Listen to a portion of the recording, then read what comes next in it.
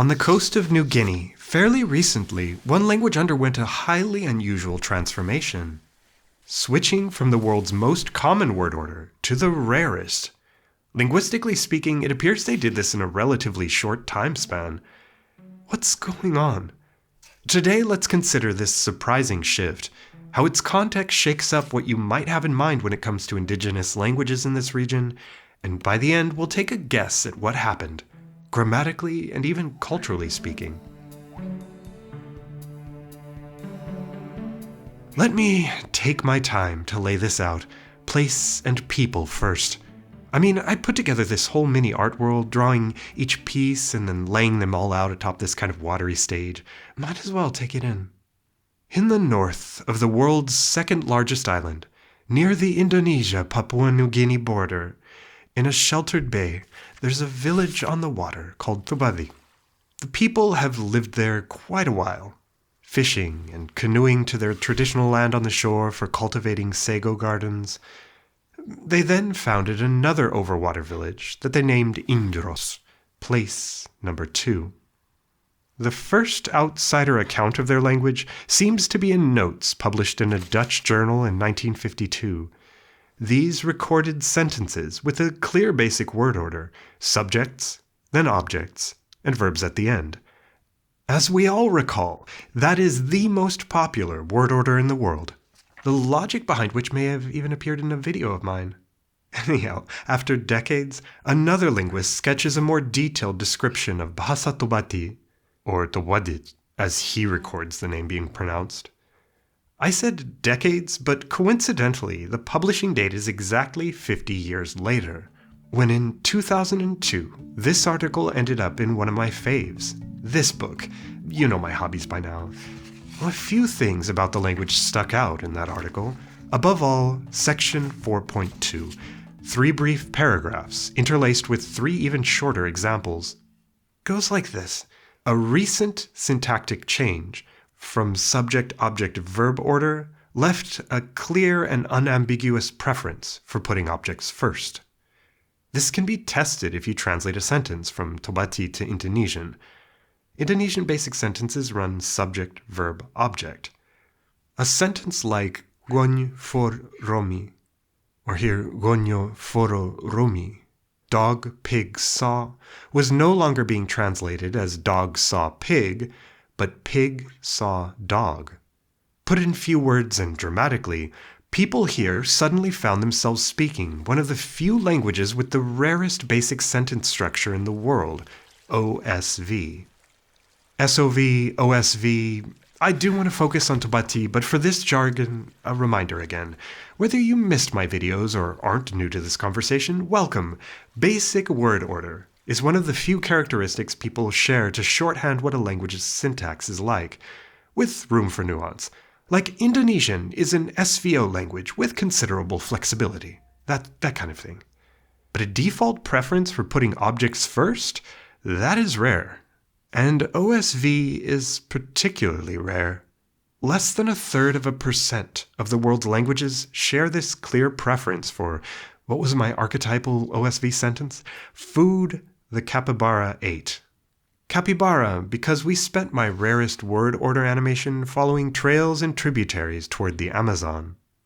Then, in my SOV animation, languages with the most popular word order had sentences like baker, cake, baked. In both videos, I played with a model that attempts to answer the obvious whys. Why rare? Why common? The top of that model has us make predictions. What's the likelihood of a specific language ending up with a specific word order? Too vague, of Tobati ending up OSV? Well, we need to know the word order of its ancestors, its neighbors, and general so-called universal distribution of word orders. Universals are easy. We'll say we all watched the videos and read the sources, so we know the popularity drops down like sov, svov, soflex, vos, ovs, osv. Yes, I practiced that one. What about neighbors and ancestors? Well, a couple ways in here, because this puts us standing in between a few of my last times. Not required viewing, I won't overwhelm you. It's just that on top of pop and niche word orders I just mentioned, you and I previously linked language and vegiculture in New Guinea, and we got to know the features of Papuan languages, various language families and isolates that comprise the majority in this most linguistically diverse place on Earth. Okay, 3 broad stroke terms bundle language and culture here. Austronesian, Oceanic, Papuan or Papuan. Badi doesn't fit the negative definition of Papuan, non-Austronesian, as it is from that breathtakingly widely distributed family. It is Austronesian, more specifically a part of a sub-branch called Oceanic. I got that right. Very internally diverse, despite what you might think after I narrowed it down so much. Oceanic languages are sprinkled along New Guinea's coast, and they span islands of Melanesia eastward out to all of the open Pacific, or all before colonialism. Now you have 3 boxes, one of which fits inside the other, one kept entirely apart. Let's mess things up. With interactions between lots of people and peoples, what impression do you have so far of Tobati language and people? They live and have lived over the water in this little bay, traditionally fishing but also planting sago gardens on land. Yet not isolation but contact has been a constant, and more recently, development. Nothing quite symbolizes this like the bridge standing at the head of this bay, constructed elsewhere in Indonesia and placed efficiently in 2 sessions in 2018. The color kind of does complement the trees and calm water of the bay, or another color in between the two. Well, Indonesia divides the island in half. And Indonesian is definitely not Oceanic, but it is distantly in the same Austronesian family, a family whose word orders are traditionally verb early. Details in my sources document, but we could talk about Oceanic similarly. It's verb-object orders that feel typical, with a clear exception. People who have long lived alongside speakers of Papuan languages opt for subject-object-verb orders. My sources chalk this up to a case of routine aerial influence. Hence, despite the complex past and present interactions and influences, we'd simply expect Tobati to be SOV, based on its location alone. Tobati, SOV, we're back to those 1952 notes that outline exactly the word order we'd expect from an Oceanic language on this island. So now that we have a sense of its ancestors and neighbors, back to my question. What's the likelihood of Tobati ever ending up an OSV language? Holding most of my sources' values steady, I calculate the probability of Tobati becoming OSV as 0.028%. Meaning, given what we know about language history, language areas, and typology, we predict there is no chance, or almost none. And yet here I'm told they did OSV themselves, didn't they? Unsatisfied after I made that calculation, I turned to Indonesian scholars. They stressed the SOV-ness of the language, starting with the verb at the end. If SOV is a local feature, Tobati verbs are notable for displaying another Papuan characteristic, one I've mentioned before, cross-referencing subjects and objects. It works like this. A verb has a prefix that grammatically matches the verb's subject, and a suffix that matches the object. It's not so neat as that implies.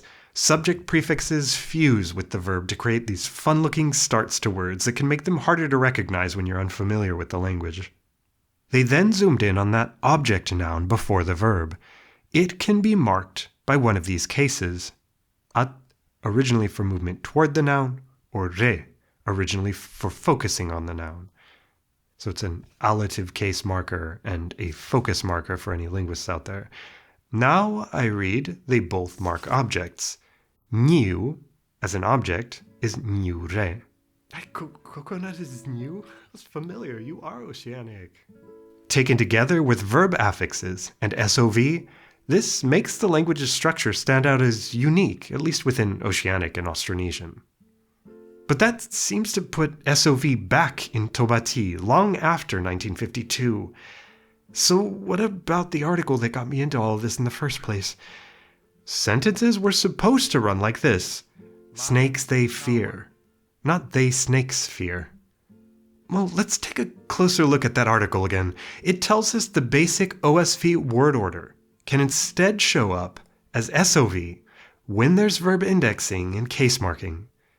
Nehum manat jombrik, I birds saw. This sentence switches, to use the article's term, relaxes to subject, object, verb. Wait, this complicates things. OSV now versus SOV now. At first, this left me confused. I got into a flurry of tracking down sources and setting them side by side, which led me to stumbling on a local news story, which led me to the publication of a manual meant to help young learners. Okay, let's flesh out the cultural context. I bet you're still imagining this language's surroundings a bit too idyllically.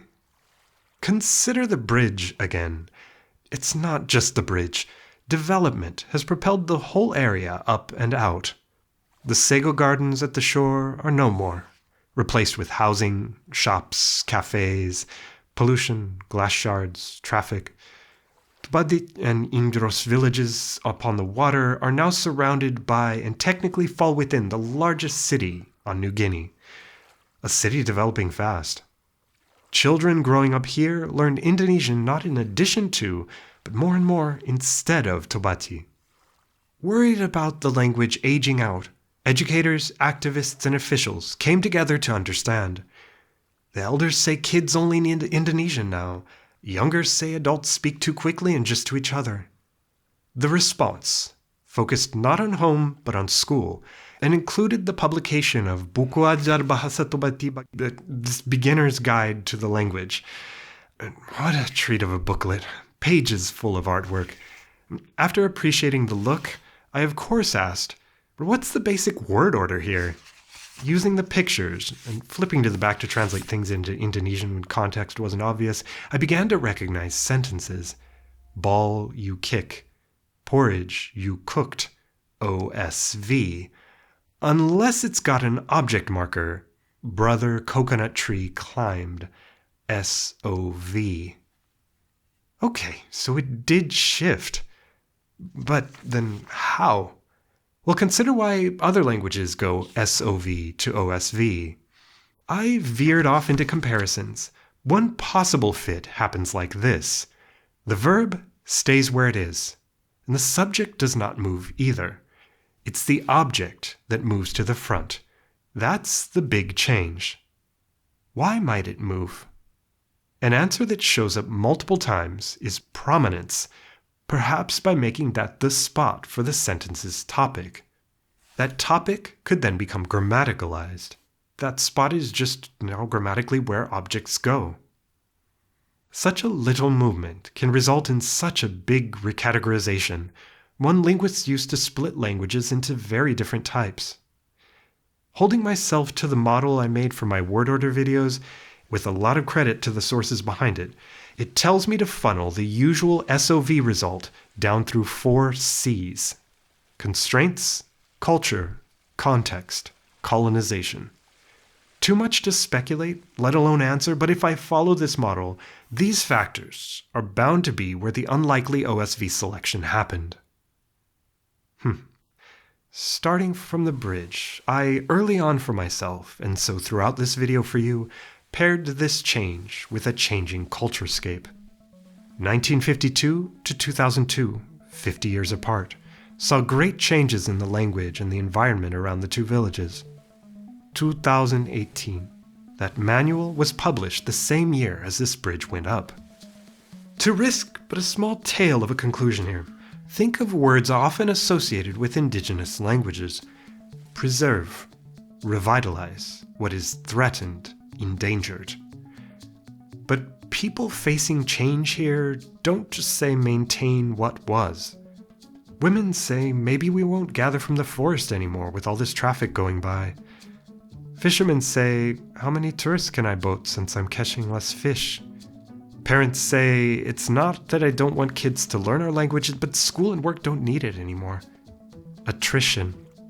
It's no guarantee Twadi stays OSV or even spoken, but something makes me want to end on an open-ended note, even Oceanic optimism.